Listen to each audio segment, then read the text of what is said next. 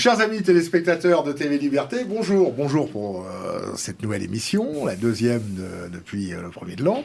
Et nous avons, j'ai le plaisir de retrouver mon complice et ami Philippe Randa. Bonjour Philippe. Roland. Et comme c'était le cas déjà lors de la précédente émission, nous avons le grand retour du professeur. Bonjour monsieur le professeur Pierre Delobier, qui a abandonné ses élèves pour venir nous retrouver. La bonne nouvelle de 2022. Je serai donc là, normalement, régulièrement. J'ai réorganisé un peu ma vie professionnelle. Eh bien voilà, c'est très bien. Et puis, vous savez qu'aussi, je fais des vidéos sur YouTube. Oui, c'est vrai que vous avez une chaîne qui est remarquable. Voilà. Vous aviez lancé, si je me souviens bien, au moment du confinement, pour vos élèves. Et vos élèves ont vraiment de la chance d'avoir un prof comme vous, parce que vous faites beaucoup pour eux. Vous avez profité à l'époque où vous étiez confinés, vous avez fait une chaîne pour leur donner des cours. Et ces cours, ils peuvent s'adresser à tout le monde. Ouais. J'en profite pour faire une publicité pour votre... Présentez-vous en 2 mots, après on parlera du sujet qui nous intéresse aujourd'hui. Pendant le premier confinement, on se relayait, parce que... Je m'en souviens très bien. Ma femme avait ses téléconférences, mes enfants aussi pour leurs études. Donc on se relayait un peu, mais du coup, je me suis dit, c'est compliqué d'avoir des horaires, et donc je vais faire des vidéos préenregistrées. Ouais. Donc j'ai fait tous mes cours comme ça, d'abord sur la table de salle à manger, et puis...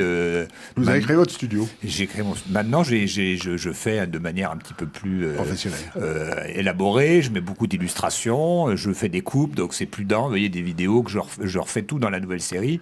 Donc il y a des vidéos qui faisaient 16 minutes, qui passent à 7 minutes. Donc vous voyez, c'est beaucoup plus. Il faut qu'il y ait un certain rythme. Donc, voilà. On va pas trop s'étendre dessus. Mais alors pour nos amis qui voudraient consulter la chaîne de Pierre Delobier, c'est un bon nom, je trouve, sur hein. YouTube. Voilà. Donc Pierre Delobier, c'est facile, le professeur.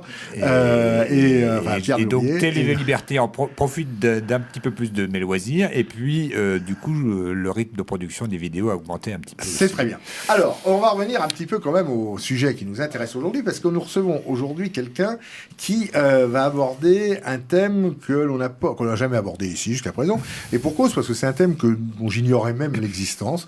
Alors d'abord, je voudrais saluer la présence sur ce plateau de Bernard Germain. Bonsoir Bernard. Bonsoir. Vous êtes un militant anti-méthanisation. Hein, vous êtes militant d'une manière générale. D'ailleurs, vous êtes quelqu'un je vous connais, qui est militant. Mais vous êtes en particulier, vous êtes un militant anti-méthanisation. Alors, c'est quoi la méthanisation ? On va en parler. Je vais juste expliquer un petit peu pourquoi on se retrouve là aujourd'hui à cette émission. Il y a quelques mois, j'ai fait la connaissance de Bernard Germain. Nous sommes presque voisins en Bretagne. Et vous avez attiré mon attention sur ce phénomène de méthanisation dont j'ignorais même l'existence. Hein. Et vous m'avez expliqué que dans un endroit magnifique de la côte bretonne, un endroit où il y a des falaises, des très belles falaises, allaient être construites 2 ou 3 usines de méthanisation qui allaient tout saccager et tout ça. Et alors quand vous me parliez, je me suis rappelé, quand je vous écoutais, je me rappelais de conversations que j'ai eues il y a quelques années avec Alban Darguin. Alban Darguin, qui est l'auteur du livre Éolienne, un scandale d'État, qui a été l'un des premiers livres, si c'est le premier en tout cas, le livre militant, le premier livre sur les phénomènes des éoliennes. Et quand je vous entendais, j'avais l'impression d'entendre Alban qui me parlait du combat qu'il avait mené localement chez lui en Vendée contre l'installation d'éoliennes près de son village. Et puis il y a beaucoup de similitudes entre ces deux combats. Et je me suis dit, mais il faut le faire savoir, il faut en parler, parce que les tenants, les aboutissants sont les mêmes. Derrière, il y a les lobbies écolos, financiers, politico, médiatiques, enfin tout ce qu'on veut, qui sont tous à cheval en pensant avoir trouvé la solution pour abattre ce qu'ils considèrent comme l'un des choses les plus horribles au monde, c'est-à-dire le nucléaire, et en trouvant des solutions complètement loufdingues et qui n'apportent pas grand-chose. Alors Bernard, vous allez nous expliquer un petit peu ce que c'est que la méthanisation.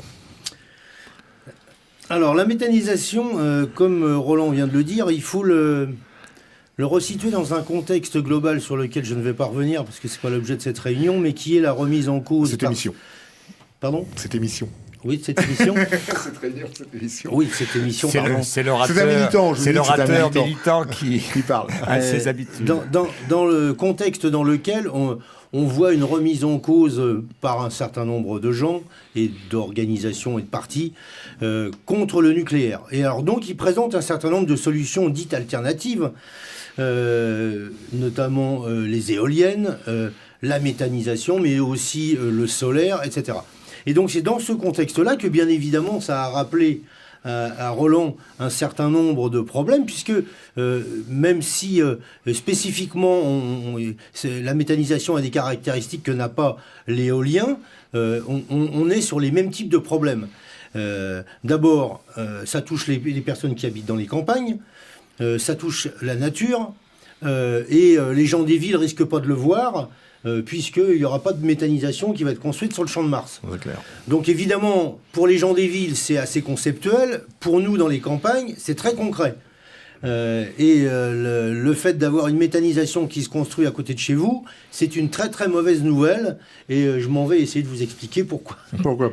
C'est vrai que je reviens au combat contre les éoliennes, mais je crois que Alban Darguin avait expliqué dans son livre qu'à partir du moment où les éoliennes s'installaient dans un village ou à proximité d'un village, plus exactement, le prix du pavillon dans le village baissait de 40%, de 30 à 40% immédiatement. Et ça, les gens ils ne se rendent pas compte. Alors évidemment, quand c'est loin, quand c'est pourquoi la méthanisation ? Parce qu'il y a pas un problème, il y a un problème de bruit comme avec les éoliennes, comme un problème de maladies qui peuvent dit-on se produire. Non, mais je ne peux pas répondre à ça en une phrase. Je vais le développer.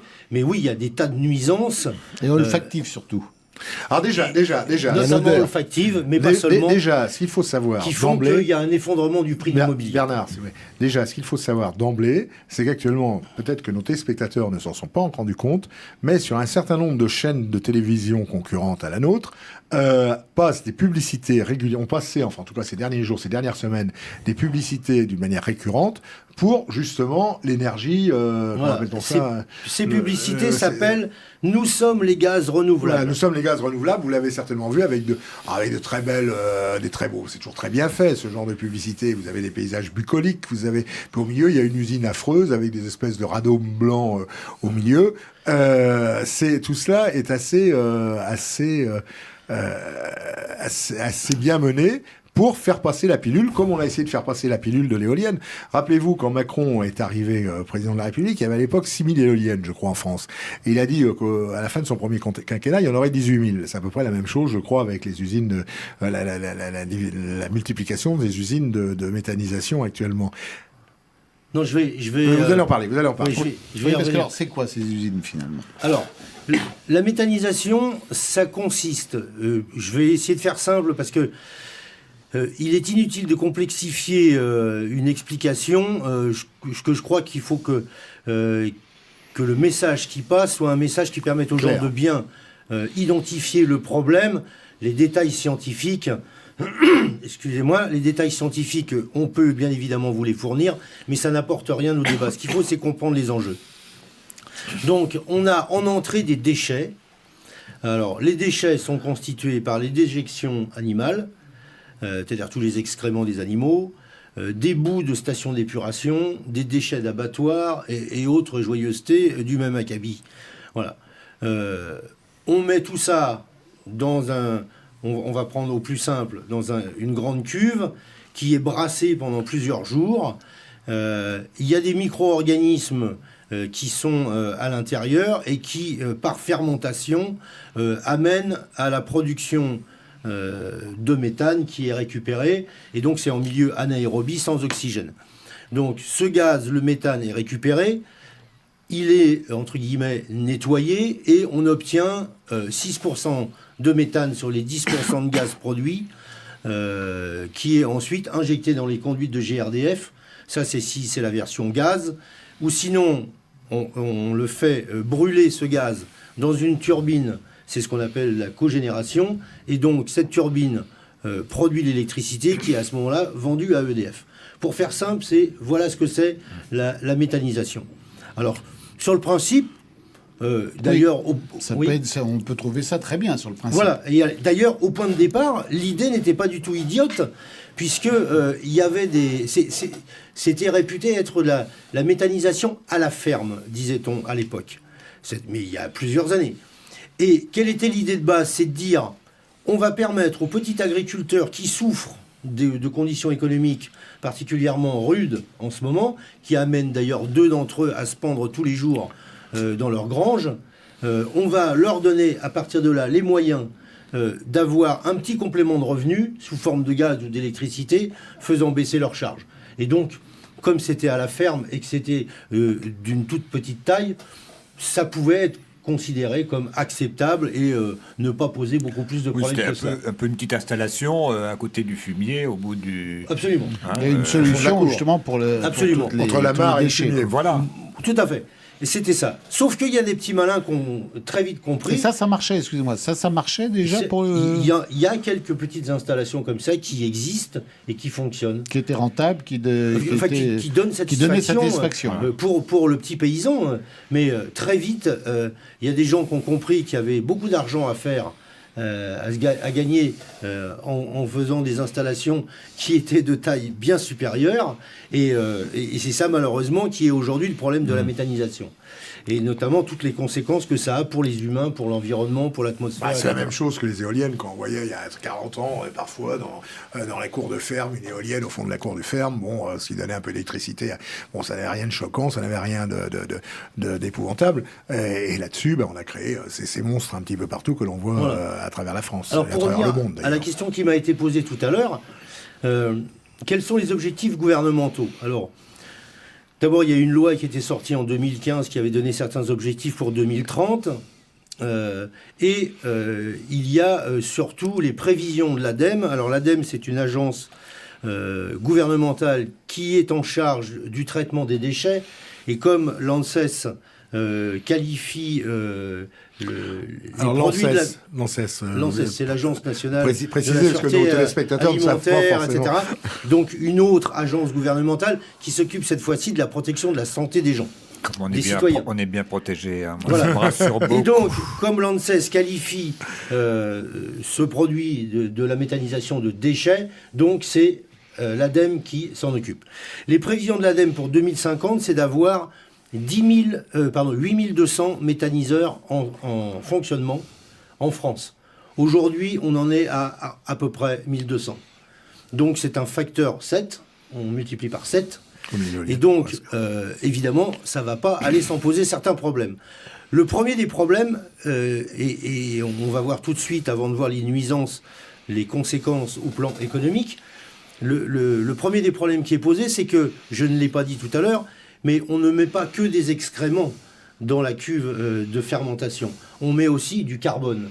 Il en faut 20 à 30% pour que la réaction puisse se faire de manière optimum. Le problème, c'est où trouve-t-on ce carbone ? Quand on est un petit agriculteur qui a sa petite installation à la ferme, il peut mettre des tailles de haies, des tailles de gazon, etc., voire se mettre en cheville avec la mairie pour que... la paille. Voilà, on leur donne tout un tas de avec les déchetteries, parce que de petites sources de carbone comme ça. Oui, mais quand on part avec des installations qui sont en dizaines ou centaines de tonnes par jour, là, on ne joue plus dans la même catégorie. Et donc, il faut trouver du carbone. Alors, la solution, elle a été toute simple, c'est d'inventer les cives.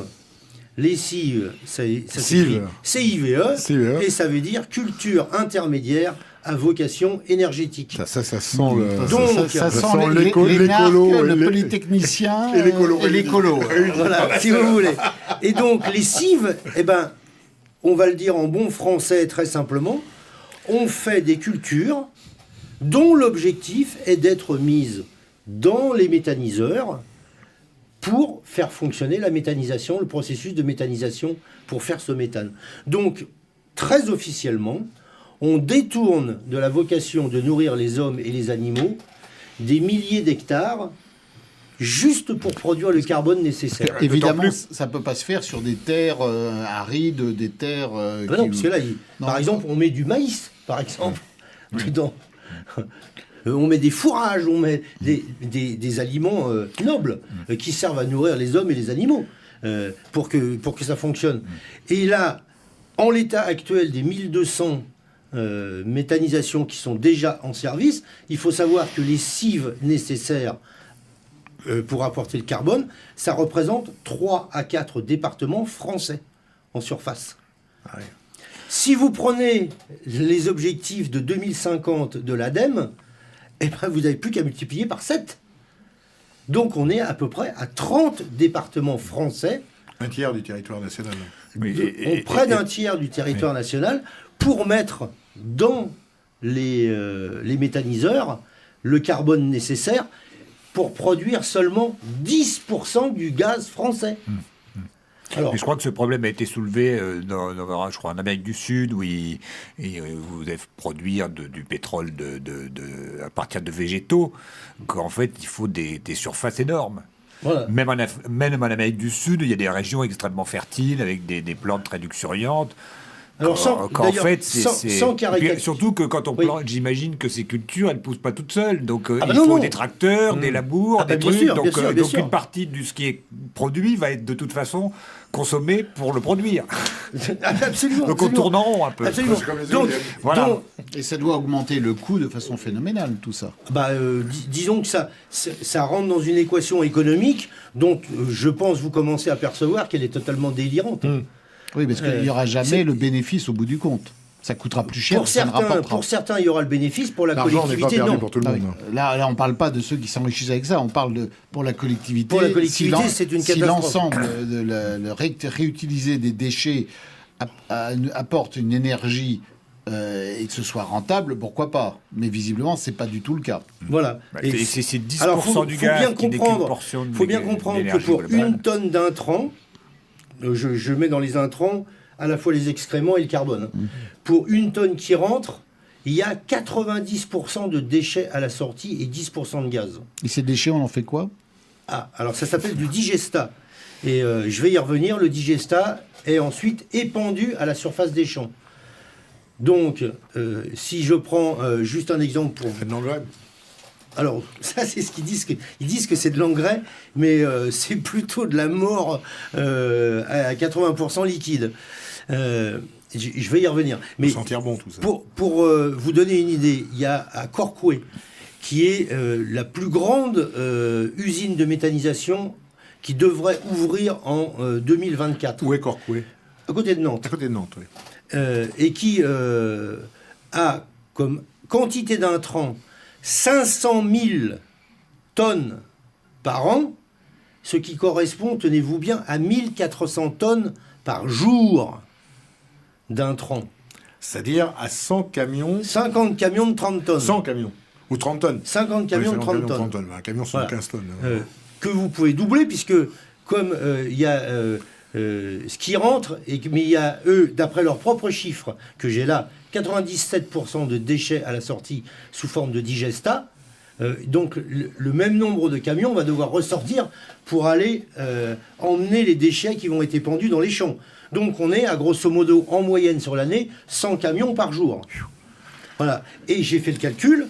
D'un point de vue écologiste, c'est pas terrible tout ça. À 15 tonnes par hectare de digestat épandu, il faudra 30 000 hectares par an sur lesquels seront épandus tous ces déchets. Donc je ne sais pas si vous voyez la quantité de cives qu'il faut pour faire tourner le méthaniseur, et deuxièmement, la quantité d'hectares qui sont concernés. Alors le problème, c'est, est-ce que ce digestat pose problème? Parce qu'on est quand même en droit de s'interroger. Alors c'est là qu'on commence à aboutir à des choses qui sont proprement stupéfiantes. Premier élément, vous verrez dans tous les documentaires qui parlent des méthaniseurs que au-dessus justement des cuves dans lesquelles se font toutes ces fermentations, ce sont des bâches de différentes couleurs. Mais qui dit bâche dit qu'à un moment donné, un peu plus tôt, un peu plus tard, ça devient poreux, il y a des fuites. Le projet de Nantes écrit noir sur blanc 1% de fuite. Ce qui est un mensonge éhonté, puisque tous les scientifiques que je qualifie d'indépendants, c'est-à-dire qui ne sont pas liés à des projets de méthanisation, eux disent de manière unanime, grosso modo, 10% de fuite. D'accord ? Mais qu'est-ce qui part dans l'atmosphère ? C'est du méthane. Et le méthane, il a une caractéristique, c'est qu'il a un pouvoir d'effet de serre. Le CO2 ayant comme valeur 1, le méthane a comme puissance des gaz à effet de serre 25. Donc c'est 25 fois plus puissant que le CO2 comme gaz à effet de serre. Deuxième chose, Quand vous épandez à la surface des champs le digestat est composé à 80% de liquide et à 20% de solide. Il se trouve qu'il y a beaucoup d'azote dedans sous forme ammoniacale, qui, quand cet azote ammoniacal s'évapore, cet ammoniac va s'oxyder au contact de l'air et produire ce qu'on s'appelle du protoxyde d'azote. Le protoxyde d'azote, tenez-vous bien, son pouvoir de gaz d'effet de serre est 298 fois plus puissant que le CO2. Oh. C'est-à-dire près de 300 fois plus puissant. Et rien que sur comment dirais-je, le méthaniseur de Nantes qu'ils veulent construire, ils vont épandre ces produits-là sur 33 000 hectares. Donc il risque d'y avoir des problèmes d'un danger pour les gens qui... Et là, il n'y a pas de zadistes. Ah non, mais là, il va y avoir 10% de méthane qui va s'évaporer, donc 25 fois plus puissant que le CO2 comme gaz à effet de serre. Deuxièmement, ils vont épandre sur 33 000 hectares des quantités phénoménales d'azote ammoniacal qui va s'oxyder, qui vont produire du protoxyde d'azote, près de 300 fois plus puissant que le CO2. Pas un mot sur le sujet. Silence total. On vous dit, on est proche de l'équilibre pour le CO2. Mais personne ne vous parle du méthane qui s'échappe, de son pouvoir à effet de serre. Personne ne vous parle du protoxyde d'azote. Et pourtant, le protoxyde d'azote a une durée de vie de plus de 100 ans. Donc, c'est pas pour seulement 15 jours que ça va être dans l'atmosphère. Donc, l'écologie sur ce plan-là est une authentique catastrophe. On nous amuse avec le chiffon rouge du CO2 et on ne nous parle pas du méthane et du protoxyde d'azote. Alors maintenant, c'est pas terminé. Ça, c'est pour l'atmosphère. Maintenant, que se passe-t-il au niveau du sol ? La deuxième chose, c'est que les émanations, comme je disais, qui sont faites à partir du digestat qui est répandu, tuent immédiatement toutes les abeilles qui sont autour. Ceux qui en douteraient, je les invite à aller lire un article du Monde de janvier 2019 qui, pour une fois, l'I-Monde a fait un bon papier, qui rapportait notamment un reportage sur la mort des abeilles en présence de toutes ces émanations. Et également, et aussi grave, il y a dans la terre des vers de terre. Quand les vers de terre, qui étaient dans les années 50 à une concentration de 2 tonnes à l'hectare, aujourd'hui, il n'y en a plus que 200 kilos à l'hectare. Or, les gens qui connaissent un petit peu l'agriculture savent que les vers de terre sont essentiels dans la création du complexe, dans la problématique du complexe argilo-humique, c'est-à-dire le procédé qui permet de la création de l'humus, qui est donc la couche fertile des sols. Cette couche fertile des sols, elle est notamment produite par les allers-retours que font tous ces vers de terre entre les couches basses, où ils ramènent de l'argile, ils le remontent, etc. Je vous passe sur la problématique chimique qui est fort complexe, mais en tout cas, ça permet d'aboutir à la création de l'humus. J'ai entendu dire les jardiniers que c'était inutile. Et l'humus a une caractéristique absolument fondamentale, c'est qu'il permet la fertilité des sols.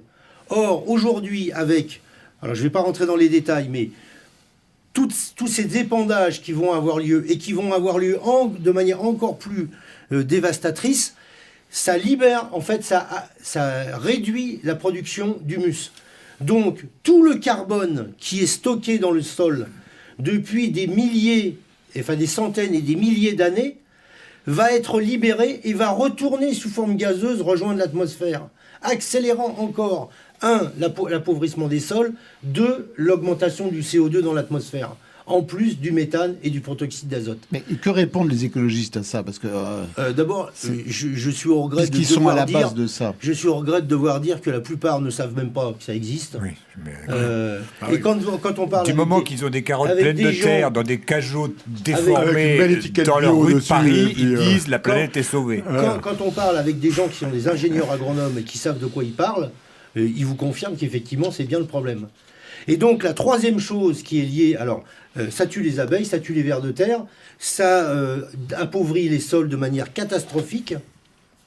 D'ailleurs, par exemple, je prends juste un exemple, on voit toujours des des actualités dans lesquelles on voit des rivières qui débordent, qui dévastent tout, etc. Mais qu'est-ce que c'est qui est responsable de ça? Eh bien, les sols, n'ayant plus d'humus, ne sont plus capables de retenir l'eau ruisselle. Les sols qui retiennent le plus l'eau, c'est les sols des forêts. Quand vous marchez dessus, ça vous donne un côté un peu spongieux. Oui. Voilà. Alors que là, ils sont écrasés par les tracteurs de plus en plus gros qui passent. Absolument. La couche d'humus est de plus en plus faible. Et en plus, ils ont arraché les haies. Pour le remembrement. Voilà. C'est ce qu'on appelle la semelle de labour. Voilà, tout à C'est-à-dire fait. que sous les champs cultivés, les tracteurs sont tellement énormes qu'en fait, vous avez une dalle de terre tassée, Totalement. pratiquement du béton, et le ver de terre, il n'a pas sa perceuse, donc il meurt. Voilà, et l'eau Alors, ruisselle et fait tous les dégâts qu'on voit. Vous mettez de qui l'engrais. n'existaient pas voilà, il y et a vous quelques mettez- dizaines d'années. Voilà, vous mettez de l'engrais là-dessus, ça pousse quand même. Hein. On pourrait faire pousser quelque chose sur la moquette. Si vous mettez de l'ammoniac là-dessus, il n'y a pas de problème, ça pousse. Voilà. Et le dernier point qui est quand même extrêmement Mais la important, nature est morte. c'est que le digestat, on peut, mais ce n'est pas obligatoire, c'est pas une obligation légale, on peut l'hygiéner, enfin faire une hygiénisation du digestat. Ça consiste, alors les cuves, elles sont à peu près à 38 degrés.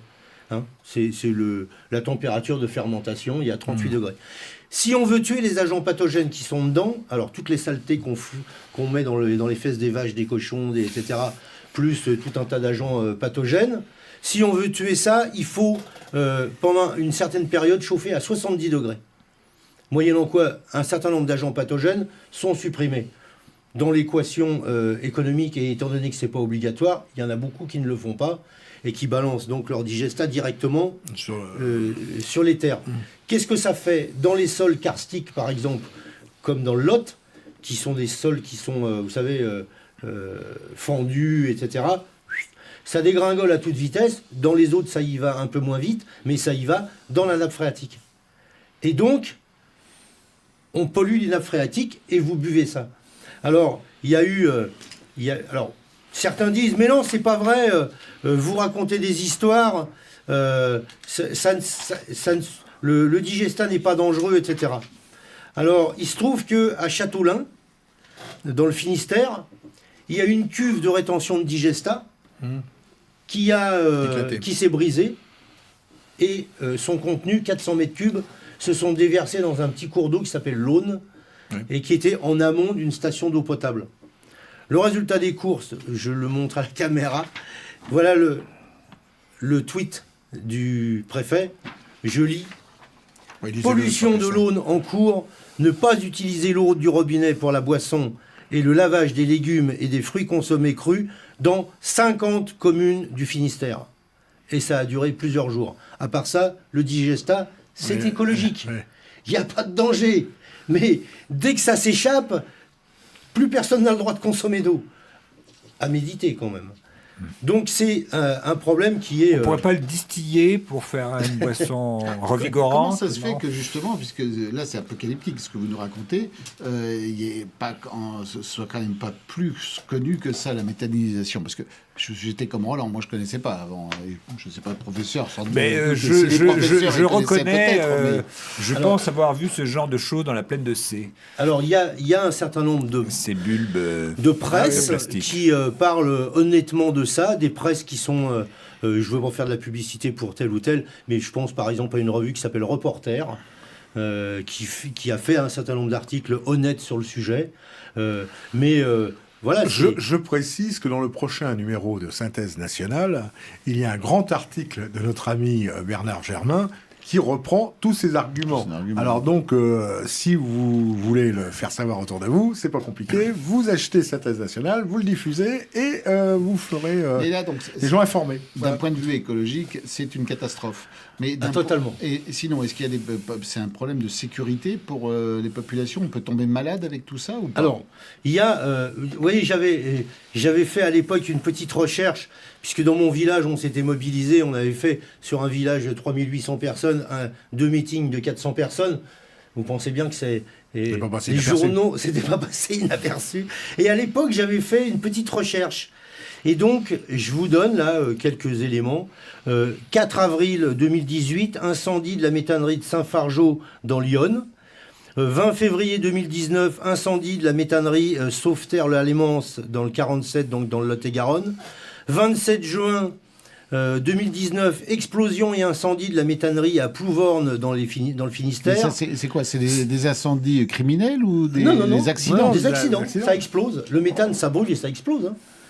Et enfin, 16 juillet 2019, à côté de Rennes, incendie et destruction totale de la méthannerie de Saint-Gilles-du-Ménez, dans les Côtes-d'Armor. Voilà. Mais ça provient de quoi ces incendies à répétition? Parce qu'il y a, comme je vous l'ai dit, il y a des fuites. Il y a des fuites des bâches. Il y a des conduites qui se percent à force de l'action de l'ammoniac, etc. Donc, s'il y avait eu des humains à côté, les humains mourraient, quoi. Ils étaient appris. Ah, mais il y a eu des morts. Il y a eu des morts, donc ça. Alors bon, il n'y en a pas énormément parce que, évidemment, c'est pas directement des dizaines de personnes qui travaillent en même temps sur les sites, mais il y a eu plusieurs morts en France, oui, à cause de ça. Alors si, c'est aussi pour ça que, bien évidemment, il y a des règles qui viennent de plus en plus dures pour que les méthanisations ne soient pas à proximité des maisons. Je vous rappelle quand même que jusqu'il n'y a pas longtemps, la proximité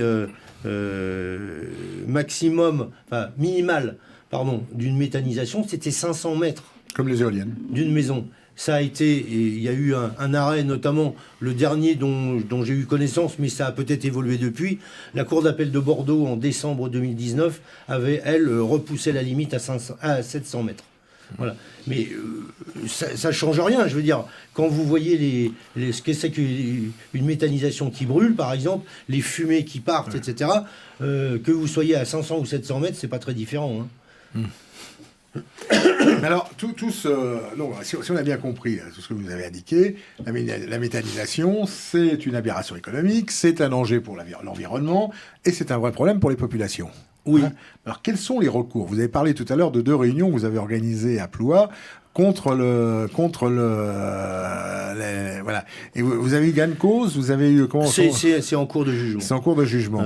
Et la mobilisation de pour faire interdire. Alors attendez, je pense que allez-y. La première chose qui va intéresser les téléspectateurs, c'est de peut-être savoir comment on peut s'opposer à ce genre de truc. Voilà, ça c'est important. Alors, premièrement, il faut savoir, et ça, s'il vous plaît, comprenez-le bien une fois pour toutes. Tout sera fait pour que vous ne sachiez rien. Je prends un exemple. Création de l'entreprise. Celle qui est dans le village où j'habite, selon le vieux truc des notaires, a été publiée dans un journal qui s'appelle Le Petit Bleu des Côtes-d'Armor, situé à l'autre bout du département. Dis donc. Personne ne lit. Salut, mais à 100 km de là. À 150 km de chez nous, oui, il y a des gens qui le lisent. Et ça paraît à peu près à 100 exemplaires. Donc, statistiquement, la chance qu'un habitant de notre village soit au courant est relativement faible. Ensuite, comme ce sont des installations dites classées, elles ont une procédure particulière à respecter. C'est la procédure des ICPE, c'est-à-dire installations classées pour l'environnement. Donc, deuxième étape pour celui qui veut faire une méthanisation, il doit faire une demande à la préfecture. Donc, il présente un dossier ICPE qui se fait uniquement par voie électronique. Donc, le citoyen ne sait toujours pas. Voilà. Sauf s'il a eu connaissance de la création de l'entreprise. En quel cas, il peut aller en préfecture et c'est son droit. Il va demander je voudrais avoir connaissance du dossier ICPE de l'entreprise Intel. Vous n'avez que 2 mois pour attaquer ce dossier ICPE, dans lequel d'ailleurs doit se trouver normalement le plan d'épandage du digestat. Si les 2 mois sont passés, et évidemment tous les conseilleurs des méthaniseurs leur disent surtout ne dites rien avant la fin des 2 mois, on ne peut plus attaquer administrativement le dossier ICPE. Reste la 3e étape, le permis de construire. Alors là, le permis de construire, pas de bol, c'est demandé en mairie. Donc en mairie, il y a un moment donné où si vous êtes un peu curieux, vous allez voir sortir quelque chose. Donc le dossier de permis de construire est donné auprès du maire. Le maire ne rend qu'un avis. Cet avis, il n'est tenu d'en informer personne. C'est-à-dire que dans mon cas, même le conseil municipal n'a pas été informé de la décision du maire. Il n'y a qu'une fois qu'on a eu battu le tambour qu'il a été obligé D'en parler un de réunir le conseil, le conseil municipal, et je me suis fait un plaisir d'aller assister à la séance et de provoquer un peu d'ambiance entre le maire et les représentants du conseil, en leur expliquant que la démocratie aurait peut-être voulu qu'il soit informé avant qu'il ait pris sa décision. Bref, ils ont pris une décision à trois personnes éclairées, des sachants, comme on dit, et ils ont envoyé leur réponse au préfet. Le préfet, ensuite, donne son accord, et là, à ce moment-là, le méthaniseur est obligé de faire deux choses. Un, afficher un panneau en bord de route avec le numéro de permis de construire et l'autorisation qui est donnée. Et deux, afficher en mairie ou faire afficher par le maire le permis qui est donné. J'attire votre attention sur le fait que dans notre cas, ils ont mis le panneau à 80 mètres à l'intérieur des terres sur un chemin emprunté par 10 personnes, et nous n'avons trouvé le panneau que 2 jours avant la fin des 2 mois pendant lesquels on pouvait attaquer le permis de construire. Ça revient un peu à ce que vous nous disiez l'autre jour. Donc la mobilisation... Parce que vous le cherchez, oui, vous êtes tombé dessus par hasard. Un marcheur est tombé dessus par hasard, a tiré le signal d'alarme. Et en 2 jours, nous avons fait la mobilisation et on a été déposé des recours au tribunal administratif de Rennes. Voilà. Sinon, on l'avait dans l'os. Oui, oui. Et ça a marché? Je vous dis, C'est en cours. c'est en cours. Voilà. Vous connaissez le principe du démocrate. C'est un grand démocrate, votre maire, là. Oui. Vous connaissez le principe du démocrate. La démocratie, il faut toujours en parler, mais surtout ne jamais l'appliquer. Voilà. Alors, justement, à ce sujet, il me semble important... Mais vous parliez à l'instant, je vous interromps juste une seconde, parce Oui. qu'on parlait de M. Macron la semaine dernière, et je crois que c'est lui ou quelqu'un de son entourage. Vous parliez des sachants qui disaient les Français ont conscience d'être gouvernés par une minorité éclairée. Donc, C'est faut exact. l'éclairer, mais pas l'éblouir par des panneaux qui seraient lisibles du sont par pas les éblouissants, administrés. Je pense qu'il y a un élément qui me paraît tout à fait important. Excusez-moi, je souhaite retrouver le texte. Ah bah, si vous l'avez perdu, c'est... Non, je vais le retrouver. Mais je reviens, pendant que vous cherchez votre texte, un petit Ouais. peu à l'histoire des éoliennes. Pardonnez-moi de revenir là-dessus, mais enfin, il y a tellement d'analogies entre les deux que c'est quand même assez troublant. Au début, c'est vrai que les éoliennes, personne n'en parlait, personne ne savait ce que c'était. Mais bon, alors il faut dire qu'il y a un candidat à l'élection présidentielle qui en parle beaucoup, en l'occurrence Éric Zemmour, qui s'est prononcé, lui, clairement contre les éoliennes. Mais la plupart des membres de la classe politique, eux, ils préfèrent ne pas en parler. Mais ce qu'il faut savoir, c'est que plus il y a d'éoliennes, plus il y a d'anti-éoliens. Parce que les éoliennes, quand c'est loin de chez soi, on voit ça, on sait pas trop ce que c'est, et on fait pas trop attention. Mais quand on en a à 500 mètres ou à 700 mètres de chez soi, là, c'est une toute autre affaire. C'est exactement la même chose avec ce dont vous nous parlez, Bernard. Il y a une chose que vous nous aviez dit effectivement avant l'émission, c'est qu'il y a un problème lorsqu'on a une usine comme ça à côté de chez soi, il y a l'odeur qui est intenable. Ah oui, alors évidemment... Là, tout le monde est directement concerné, on ne peut pas vivre au milieu de la puanteur. Ah non, mais il y a... Sauf à Paris, où les Parisiens finissent par s'y Effectivement, habituer. alors c'est pas tout au long de l'année, faut être... Enfin, moi je ne souhaite pas dramatiser les choses, mais quand vous avez des montagnes d'excréments, par exemple, si on prend celle de Nantes, 500 000 tonnes par an, 1400 tonnes par jour, on va quand même pas me dire que ça a C'est pas un peu d'odeur. comme autrefois, il y avait des écarissages. Enfin, il y a peut-être toujours, d'ailleurs, Oui, ce qu'on non, appelle mais- les écarissages, ça peut à un rayon de 3 km autour. J'ai du mal à croire qu'effectivement, il ne puisse ne pas y avoir d'odeur. Si le vent en plus souffle du mauvais Ouais. côté un certain nombre de jours, je pense qu'il y en a certains Ouais, mais qui est-ce doivent que- comprendre qu'ils sont près d'une usine. Est-ce que c'est quelques jours par an, quelques heures par-ci Alors, par-là? Ou bon, effectivement, c'est pas agréable. Et Très honnêtement, je ne sais mais pas. C'est toujours au mauvais moment. Moi, j'essaie de me faire l'avocat du diable. Je ne pour sais voir pas. un Non, peu. non, non, mais vous C'est faites sur le pas jour de la agréable. communion, Ça il n'est vous pas, a- ça vous n'est ne- pas le jour où votre belle-mère vient, c'est toujours le jour où vos meilleurs amis viennent. Voilà, c'est ça, jour de la communion Je du petit résume. cousin. Voilà. Non. Si une rapide recherche sur Internet vous montrera l'ampleur des problèmes posés. Vous dire pour autant que c'est tous les jours, non, ce serait mentir. C'est pas tous les jours, mais le jour où vous y avez droit, vous savez qu'il y a une usine qui est pas loin. Alors, ce que je voulais vous dire, c'était ce qui pour moi est un authentique scandale. C'est-à-dire qu'il y a un vrai problème de démocratie derrière ça. Je lis l'article 7 de la charte de l'environnement qui est dans le préambule de la Constitution, qui a été rajouté en 2004 sous Sarkozy, dispose, je lis, « Toute personne a le droit, dans les conditions et limites définies par la loi, d'accéder aux informations relatives à l'environnement détenues par les autorités publiques et de participer à l'élaboration des décisions publiques ayant une incidence sur l'environnement. » Je constate simplement que dans mon cas, pas dans le cas de ma commune, on n'a eu strictement aucune information. On nous a même volontairement caché des choses. On nous a dit que, pour faire simple, on était trop bêtes pour comprendre et trop bêtes pour donner un avis, et qu'il y avait des sachants, que même le conseil municipal dans son entier était trop bête pour donner son avis.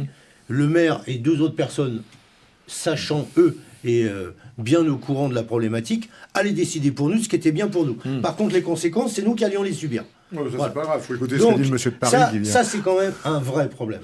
Voilà. Et c'est une difficulté qu'on retrouve à travers une multitude de questions.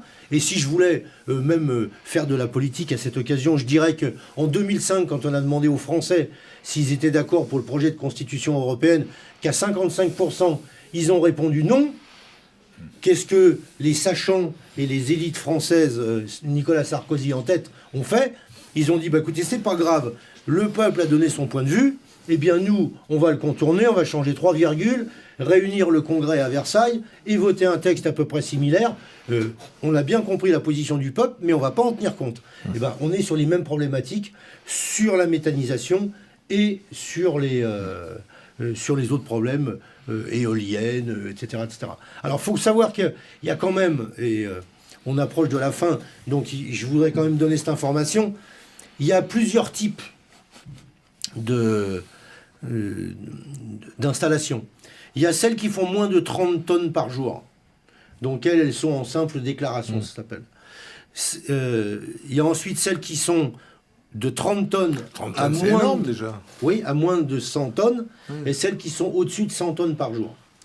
Et dès l'instant qu'on passe dans les catégories supérieures à la simple déclaration, il y a des obligations d'information et d'enquête qui doivent être faites, et ça devient plus compliqué. Il y a une enquête publique qui est faite quand on dépasse les 100 tonnes. Ce qui est le cas, par exemple, de celle qui est à Nantes.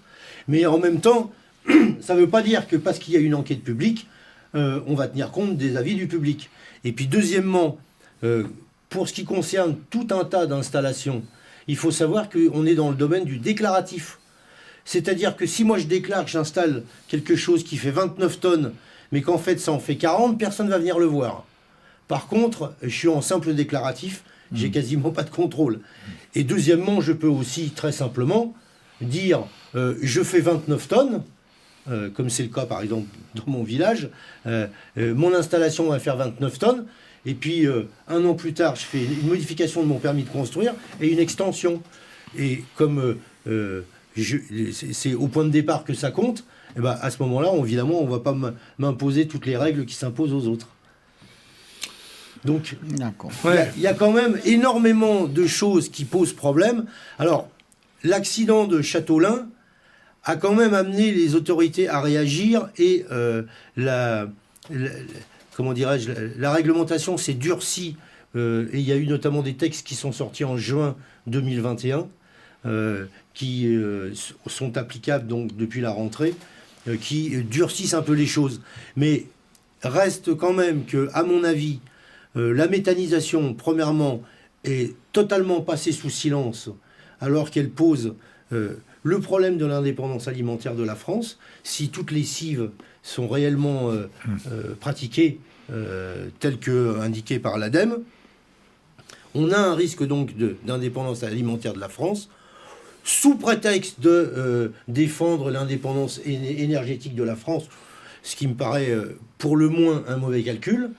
Deuxièmement, il y a des problèmes écologiques terribles qui sont posés avec le protoxyde d'azote et le méthane qui sont envoyés en l'air. Pour les populations, c'est également extrêmement dangereux via les pollutions de la nappe phréatique ou des cours d'eau en cas d'accident.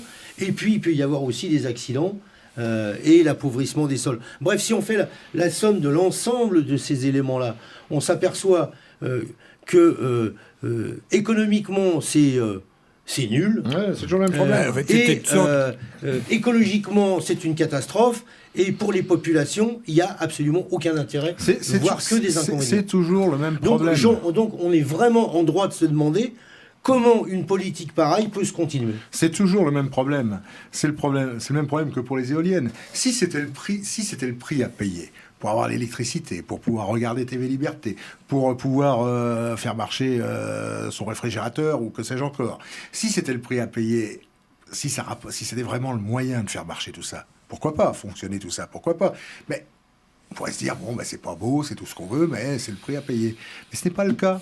Ce n'est pas le cas. Ça donne rien ou presque rien. Que ce soit, si on additionne les éoliennes plus la méthanisation, ça donne une part infime de ce qui serait nécessaire. C'est ça le fond du problème.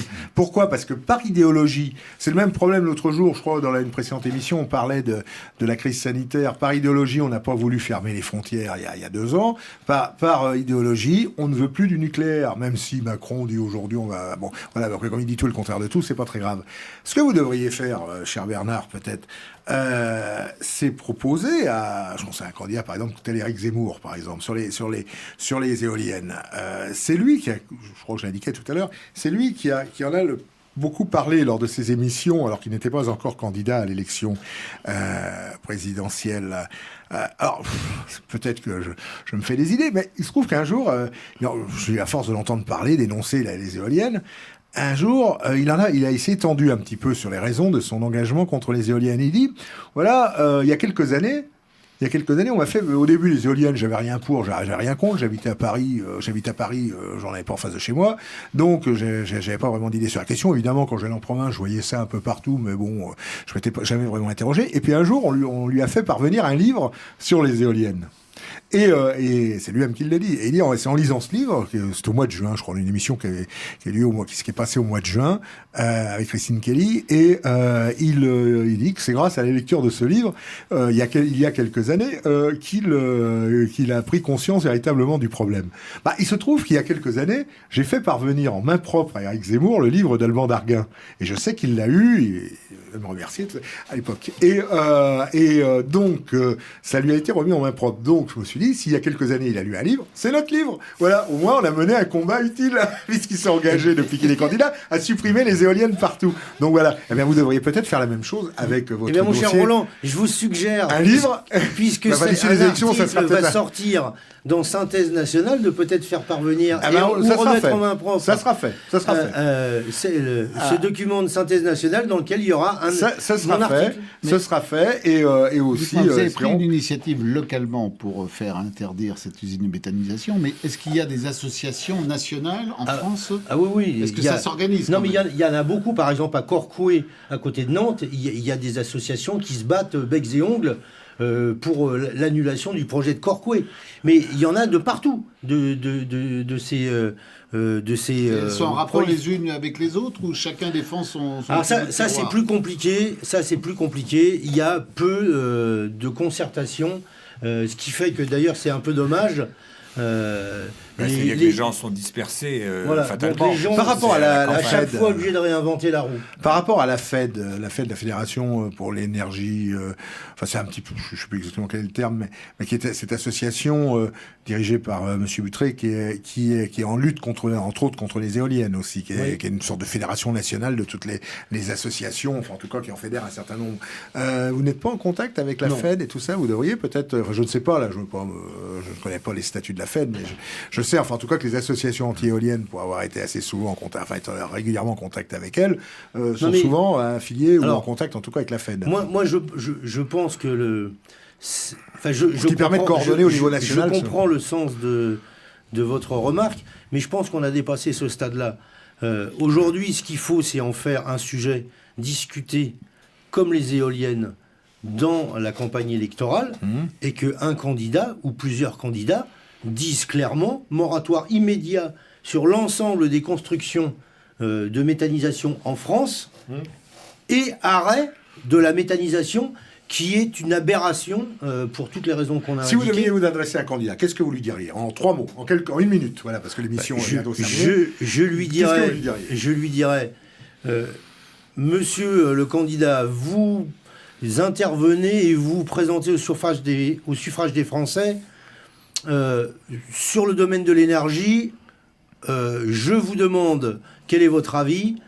Oui ou non, voulez-vous continuer et amplifier le nucléaire, qui est l'énergie la moins chère et la plus décarbonée, pour permettre aux Français de se chauffer et de s'éclairer à moindre tarif, ou préférez-vous développer des entreprises, des sources d'énergie alternatives qui sont une escroquerie intellectuelle, écologique et économique.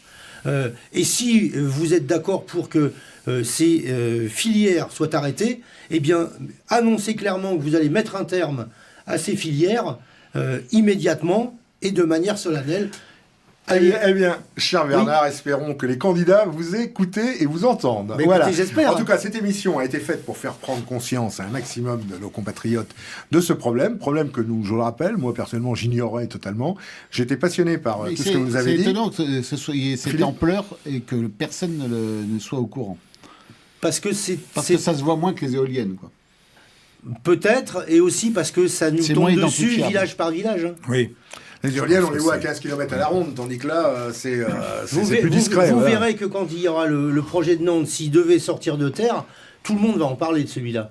Mais s'il y la aura des méthanisation zadistes, qui est à 1,5 km de chez moi, On s'en fout. qui est autour de 30 tonnes. Ouais, il fallait qu'un ramasseur de champignons tombe sur le panneau par le plus grand des Voilà, hasards. mais ceux qui vont le payer, Mes amis, c'est mes les amis. quelques habitants qui sont Mes autour. amis, on va être Pas le obligé reste de la on va être France. obligé d'arrêter cette émission. En tout cas, merci de m'avoir Mais invité. c'était un plaisir de vous avoir et on tiendra au courant nos téléspectateurs du combat que vous menez à l'avenir si vous réussissez à faire arrêter ces installations et en espérant que ça fasse tache d'huile et que dans d'autres endroits, votre combat soit repris par tous ceux qui le veulent.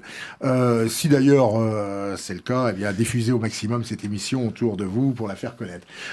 On va se séparer. Je voulais présenter un livre qui vient de sortir, qui vient de ressortir, la réforme intellectuelle et morale de la France. Il y a beaucoup à faire, d'Ernest Renan, qui était sorti il y a une centaine d'années à peu près, qui vient de ressortir dans le cadre des Qui grands reste classiques toujours de synthèse. d'actualité, comme on Il dit. reste toujours d'actualité. C'est un livre sur lequel j'aurais beaucoup à dire, mais peut-être pas que des choses qui vous plairaient. Ah, mais c'est... Donc on les dira la prochaine ça fois. sera l'occasion d'en parler une prochaine fois. Voilà. Merci à tous et à très bientôt sur TV Liberté. À bientôt.